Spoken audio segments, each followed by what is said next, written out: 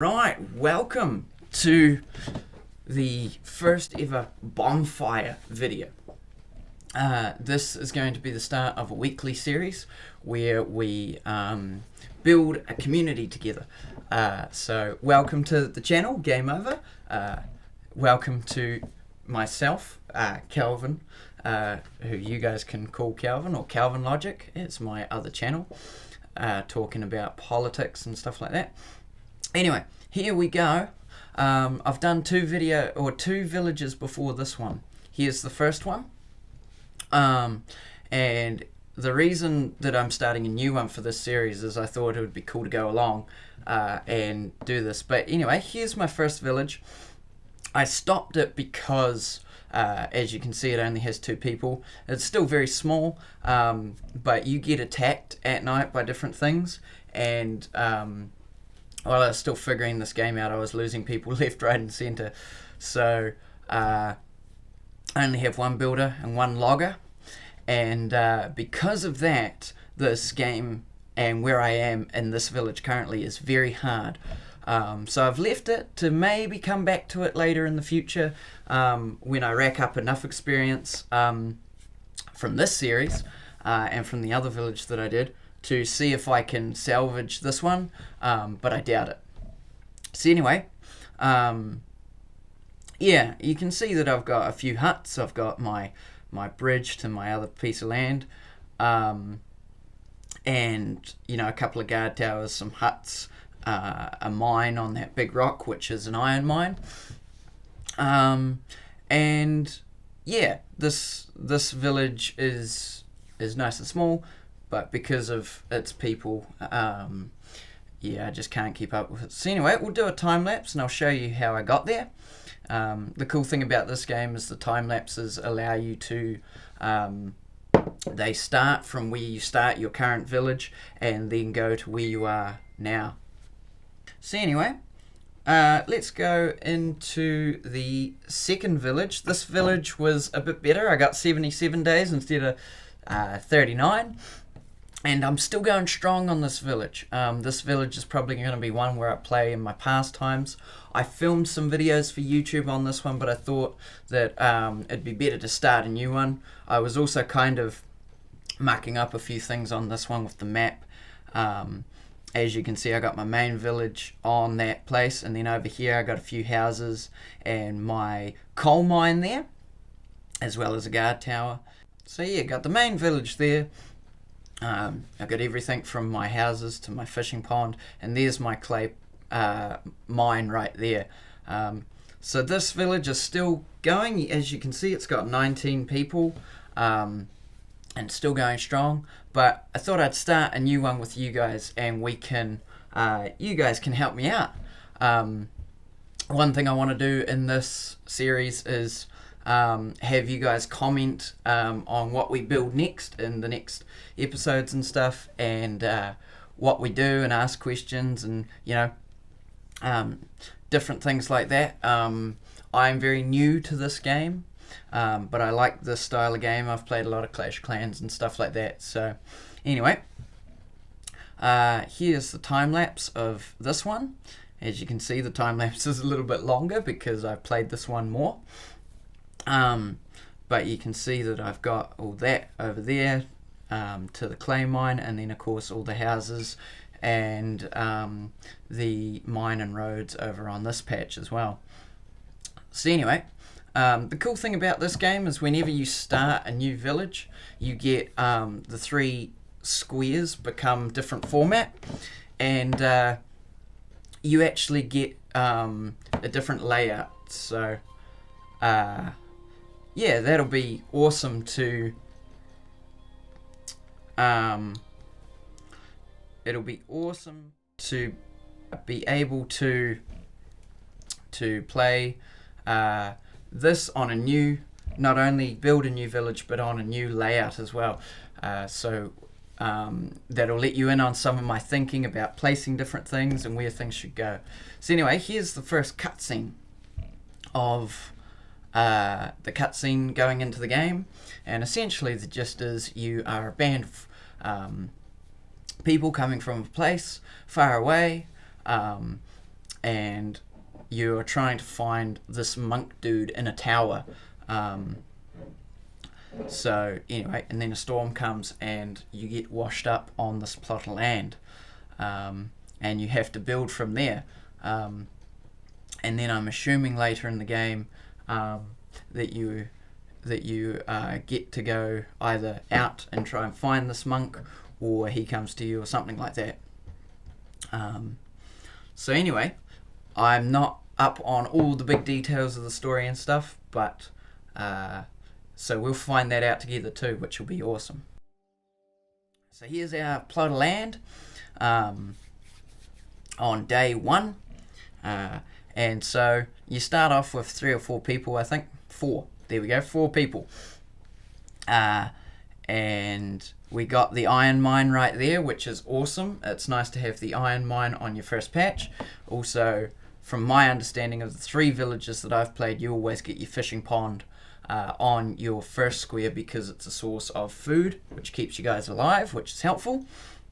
We've got the coal mine on that one that is being blocked by the builder Bonfire thing, and on the other one, which I mucked around trying to think, we have the clay mine over there.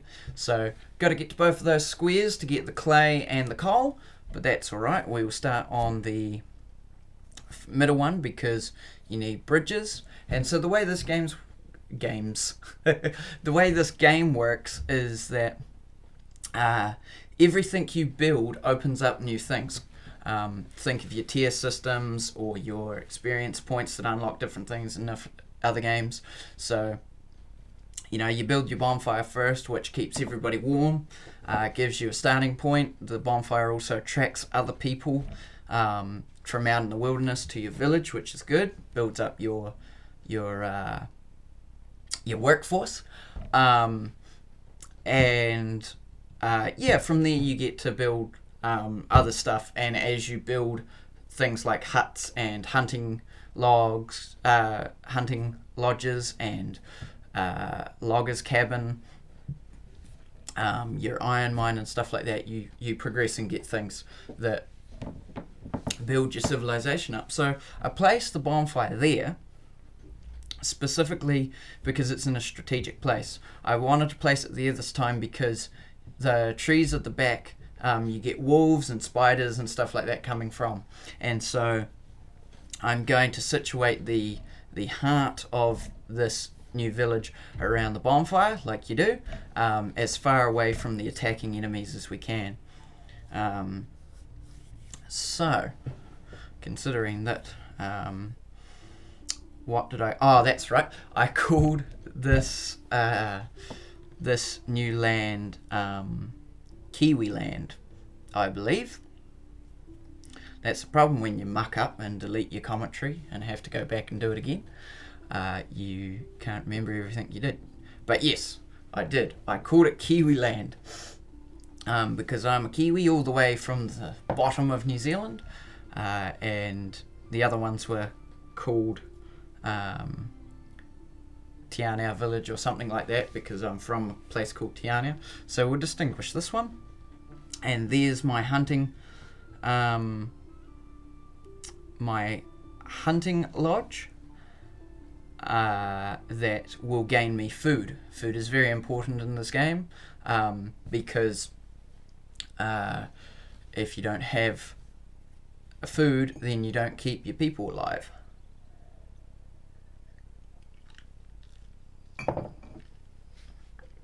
So your people go and build this. So as you can see there, they gain materials first. They put the materials there, and then that little crate symbol right there, that will go from a crate right now to a little hammer, which means that they've collected all the resources and they're going to build it up. Yeah, I can't remember. Yes, as you upgrade your bonfire, which you need skins for, you can attract people faster and more people at a time. So that'll definitely be something that we do as soon as we can, because the more people, the better it goes. So I have two rules for this playthrough, and for pretty much all playthroughs that I do, based on my experiences in the first two villages that I did. So because I lost a lot of people in the first village, the two rules I have is I always need 4 to 5 builders in the community to build things, and I always need, as of day 10, I always need to have 10 people or more, because if I get below that, then I'm getting risky, because as you build buildings, you also need people to do the work in them, which is just like how we work in the real world. And so as you can see here, I got 3 builders at the moment and 1 hunter. And so as of day 10, which will come around pretty quickly, I need to have 10 people in the village, and at least 4 of them be builders. So that'll mean that sometimes I will be strategically placing people or moving people around their job distinctions, just to have that security that'll hopefully keep us playing this game for a long time. So we're building our first hut. Huts are very important. That's where people sleep. If you don't have any huts, you just sleep around the bonfire. But when you get attacked, if all your guards die, then your people are more vulnerable to attack. So having them in the hut is a good place to keep them. Each hut can hold 2 people, and so the more huts you have, the better. And I won't get this hut built in time for this night time, which is such a shame. So your bonfire, as well as attracting people and being the heart of your thing, is where in the starting of the game you can assign guards, just like I did now, to protect your village. And as you progress through, you can get guard towers, which help out. You can place guard towers around the place, and assign a person to a guard tower, which then means that they are safer from the attacking people as well, which is always nice. So again, that's something that I'm going to be striving for, and now that I'm coming back and doing the commentary, I can tell you that that's something to look forward to in episode 2. So we want to keep our wood and our food up, as they need wood to build most things, and food to keep everybody healthy and keep everybody's energy levels up, because we want them to work. The lower their hunger and energy is, the slower that they work and do their things, whether they're builders or whether they're got an occupation like in the iron mine.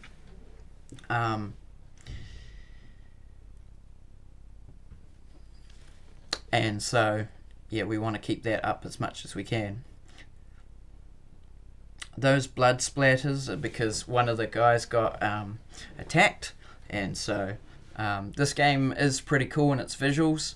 It's not gruesome, but it just helps you to know that one of your guys got hurt, and the village kind of looks out for each other. Someone will say if you've ever lost a person, or if they're tired or whatever. And so it's quite cool that way. You always got to keep your eyes on things, but you should also always have enough warning of different things from the villagers themselves. So there you can see my little dude's attacking the deer, and same principle, there's blood all around him because, you know, the deer got turned into food. And so yeah, and you got the little seagulls because you're close to the sea and close to the waterfalls. But as you can see, they're finishing up building the hut there. which means that I can place 2 of the 4 peoples in it and have them a bit more safer, which is always cool. What else was I talking about? Yeah, see, so we'll put 2 of the people in. Doesn't matter who. I just put the top 2 and be like, that's all good, because we are yes, I was just explaining there that you need the skins to be able to upgrade the huts. So anyway, we'll go into the building and we will build another hut so that we can house another bunch of people, and we'll put it over by the next one and we'll start a little community, which is always awesome. Yeah, so it's cool. You can tap the side like I've done a few times and it'll show you what you've got. And see, there's our first new worker. So now we've gone from 4 peoples in the community to 5, and that'll mean that we can have 4 people building while one's out hunting for food. I don't know the ratio of collecting food and skins, but the hunter has 2 jobs. It's food and skins, and later in the game you can get a building, I'm not sure if it's the pasture or something else, that helps you produce more skins. Skins aren't used for everything, but things like the huts and a couple of other things you need skins to upgrade, and skins are, in my opinion, one of the harder things to upgrade, to collect in this game, especially in the early game. So it means once you've built your first 4 huts, that until you build a bunch of other stuff first, you don't get any more huts. And because skins are so hard to collect, it's not super easy to upgrade your huts, which, once you're getting more people, is a little bit of a nightmare. It's not, maybe not a nightmare, it just makes it more challenging, which I guess is always good.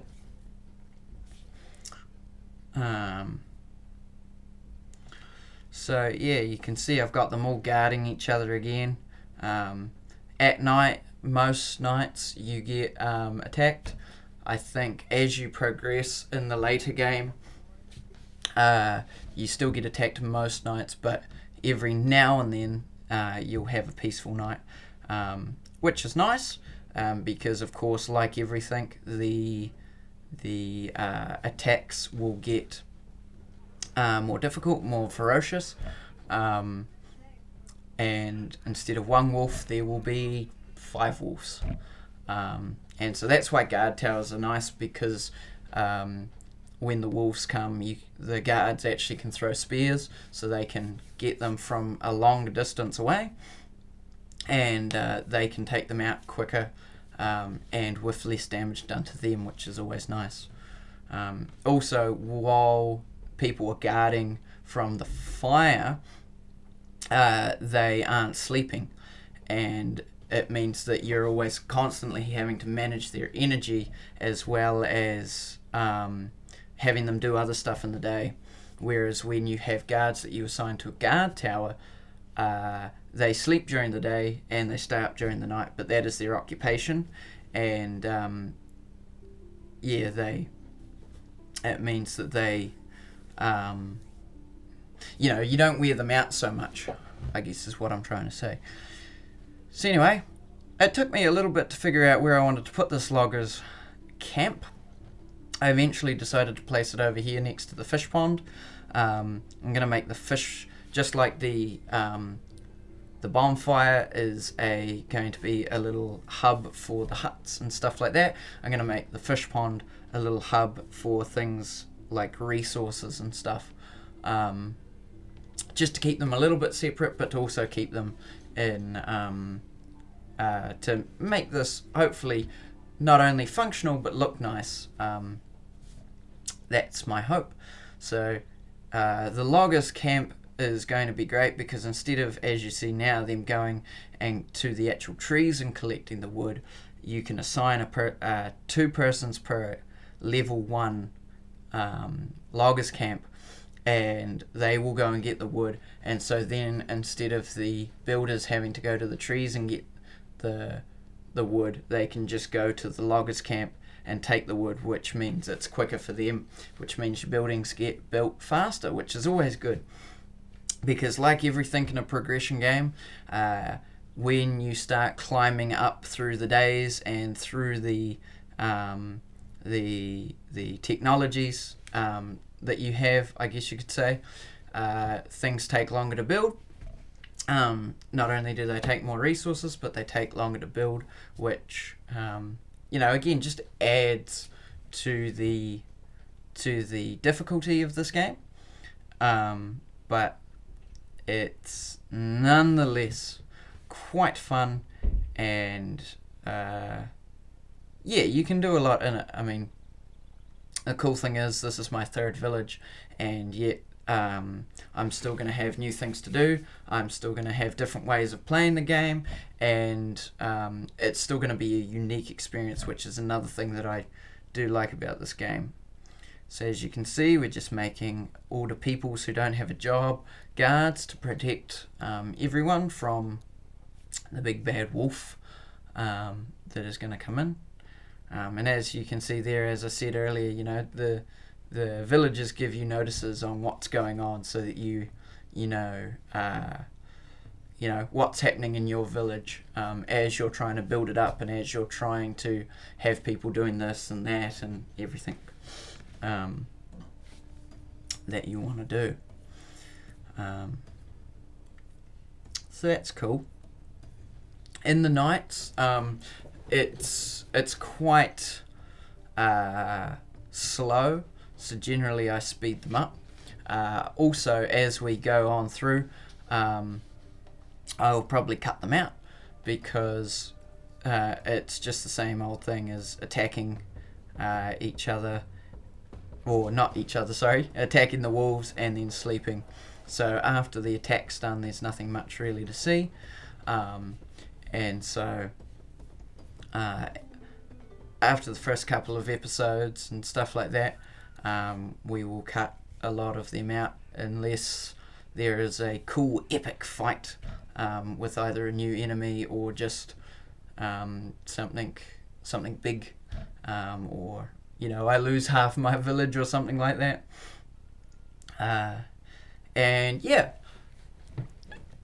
So that's how I'm planning to do things. Let me know if you think that that's a good idea, because I think it is. Anyway.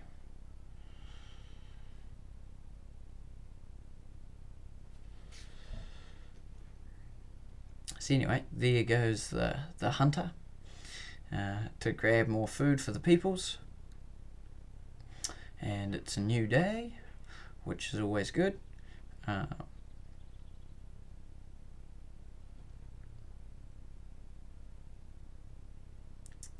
So, did I assign someone? No, I did not. So here we go with the fishing dock. This will help the hunter. The hunter will be able to get food and skins, and the fishing dock just will get food, which will help keep us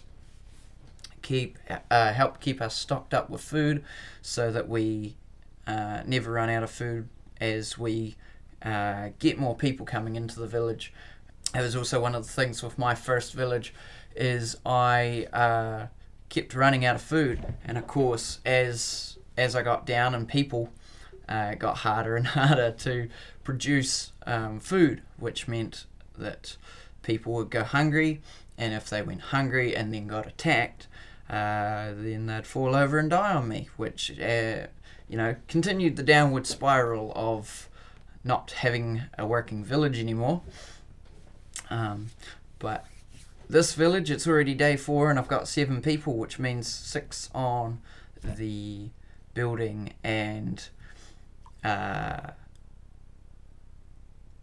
6 on the building and 1 on the hunting, which is a very nice ratio for the start of this game.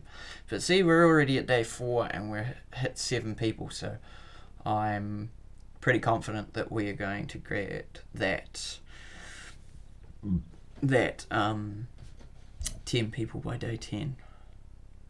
The upgrade because it means that the people fighting can do so better, and they can say or help protect the citizenry even better. The strength is used in fighting and in the job. Agility, I don't exactly know why it's called agility, but it mainly affects the range and the defensive ability, really, of these characters, little village people. And then, of course, the intelligence. The more intelligence they have, the better that they are at things like crafting items like spears or armor when you get the blacksmith and stuff. So I try and keep all of the attributes on equal footing. As you can see here, I'm upgrading a new guy now.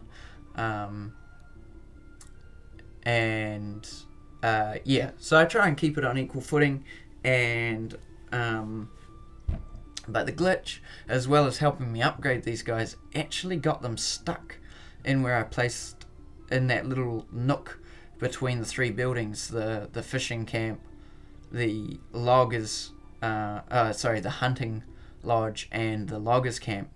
So after I placed the carpenter over by the trees, and again close to that hub of the fishing pond, I decided to try something to stop this little glitch that was really getting on my nerves, because it meant that only the little lady you see there was actually going and building this property. So the others were being lazy. Which is always fun. Lazy people in a community is never any good, even if you can upgrade them to high levels. But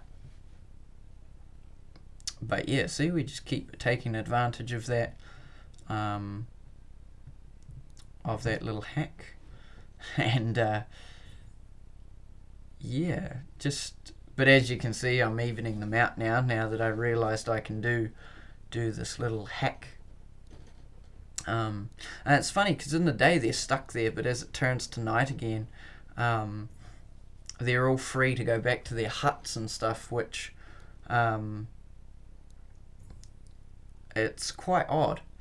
They get their food and then they go back to their huts, which I found quite interesting, how they were stuck there during the day while they were trying to gather resources or whatever, but they weren't stuck at night. So anyway, we'll put the guards in. I tried to put the best ones for defense in this time, considering I just upgraded a couple of people to better protect the populace.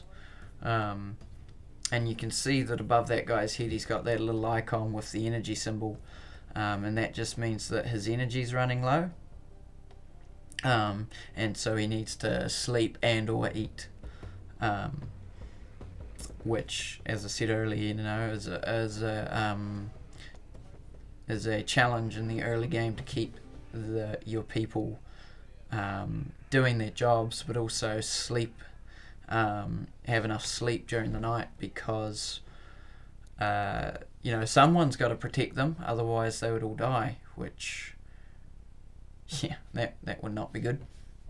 And then I'd have to start a new village, which frankly I don't want to do.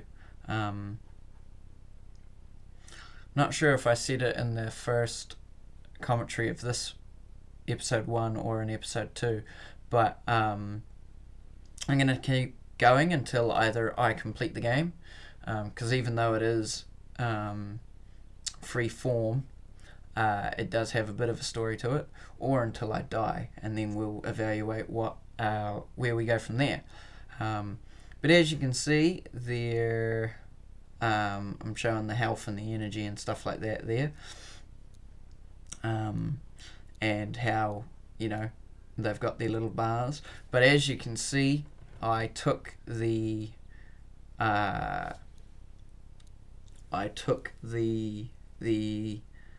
logger's cabin away, and here I go and I replace it. So instead of having it the way it was before, I put it like this, so that there's not that little gap in between. And that solved our little glitch. And as much as I enjoyed leveling up these guys, I don't know, I'm just a guy who plays it honest. I'm just a guy who likes the challenge. And so, we'll build the logger's cabin back up.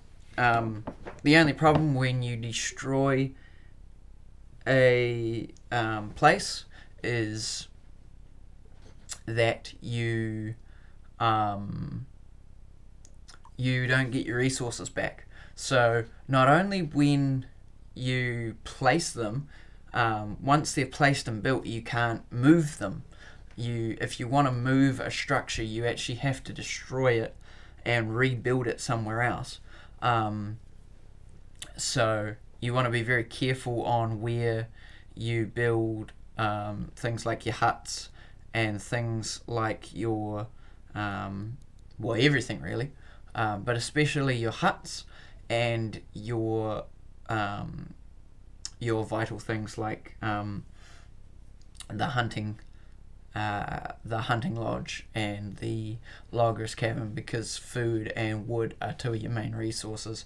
And also, what I found in my second village is a bunch of houses are on the main square, but on that second square with some of the houses, the people aren't, they're having to run across squares and across bridges and stuff to get to the houses because I haven't placed people in the correct huts. So you also want your houses to be close enough for your people to get to them at night, fast enough that they don't get attacked, which in my second village, the one that is still going strong, I'm having an issue with some of the people because I haven't placed the right people in the right huts, so they're taking a long time and getting attacked at night because they're not reaching their hut in time. And that's the same with the hunting lodge, especially. The hunting lodge is essentially the food storage for the early game. So, all your villagers go to the hunting lodge to get food at the end of the night. At the start of the night. And so, you don't want your hunting lodge too far away from the villagers and their huts. Otherwise, they're having to run first to the hunting lodge and then to their houses, which again leaves them open for attack. And so that's never good. And so that's something that I'm going to try and avoid in this playthrough. And so we'll see how successful I am. So here, this guy wants skins, and so as I was talking about earlier, I'm just going to flat out reject him. I need the skins to upgrade my huts, and because skins are so hard to come by, even though I thought about it for a while, ultimately we're going to send him away. There's no point ignoring him, because of how hard skins are. If I ignored him, he would stay there for a while, but then he would go away on his own accord. And even though he'd stay there for a while, I still wouldn't have. He wouldn't stay there long enough for me to be able to get enough production of skins to have extra to be able to free or safely give him. So I just rejected him. And I don't know what the consequences for rejecting someone is. I know that when you give them something like the food, they leave stuff by the bonfire that you can later pick up, which is those little pots next to the tree and the bonfire there, from the lady that we gave food earlier. But I don't actually know what happens when you reject someone, because I've only done it a couple of times, including him. Yeah, so I'm not sure if in the early game they just go away, and then in the later game they do something, or if they always just go away and it's fine.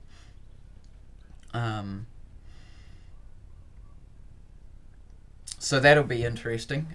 We might reject someone later in the later game and see what happens, just to find out. So here I thought about putting the stockpile close to the river, but of course to get over to the other patch of land, you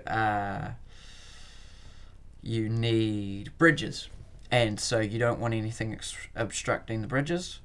So I put it next to the iron mine, because the stockpile obviously is a place for you to store things like your iron and different things. The hunting lodge stores your food. The wood cabins, or loggers' cabins, sorry, they store your wood, and then your stockpile pretty much stores everything else, like your iron and your coal and your clay and equipment that you make over your time.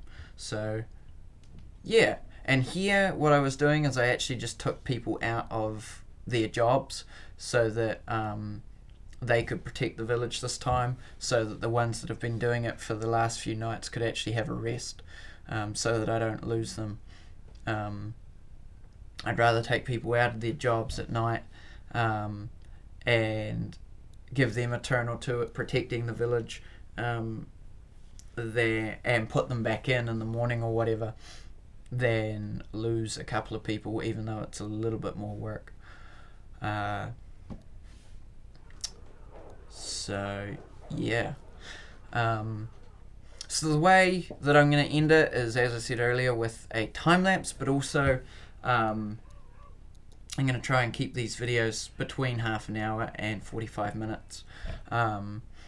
Especially in the later game, things take longer to build and stuff, so I still want to not only be able to answer your questions and your comments, but to actually have some good progress in these videos for you guys.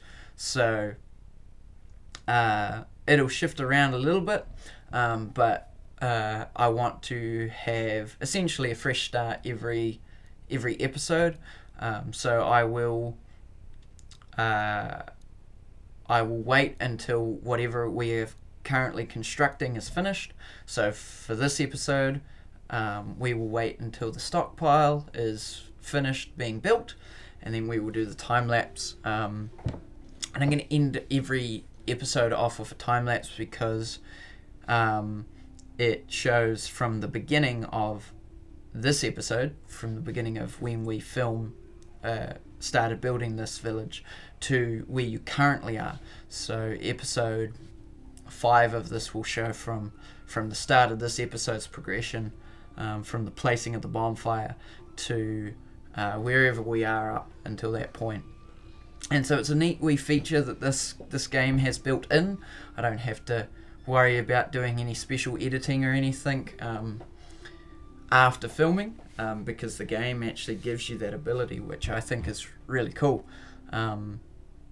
And even when I wasn't filming, I found it and I used it, and it's, once you've been playing for a while, especially that second village with 77 days on the clock, it's really cool to just, zoom out and watch from where you started into where you are now, and see it all just pop up. So yeah, stockpile's just about done, so we're just about to end this video. I hope that you guys have enjoyed this. I hope that you will continue to watch and help me build this community.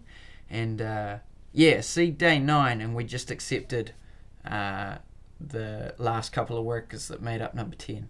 So as I said, 10 workers or villagers by day 10 was the goal, and is the benchmark that I like to set and then keep. And so we've done it within this first video. So well done to us. And so that means that next episode we can go from there. And we have a little bit more freedom to do stuff.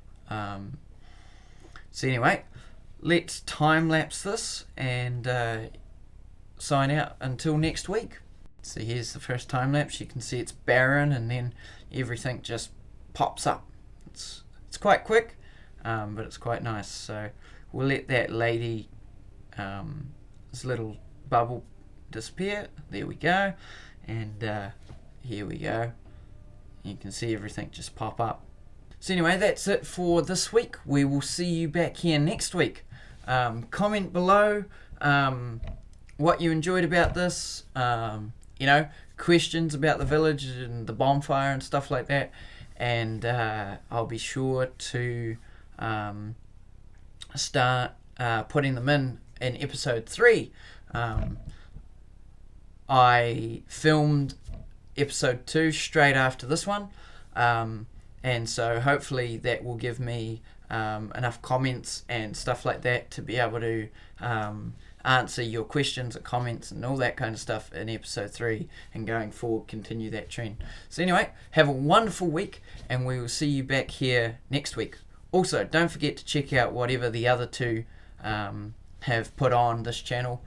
I'm sure that they'll definitely be playing different games to me, and I'm sure that they will be great. So yeah, bye guys.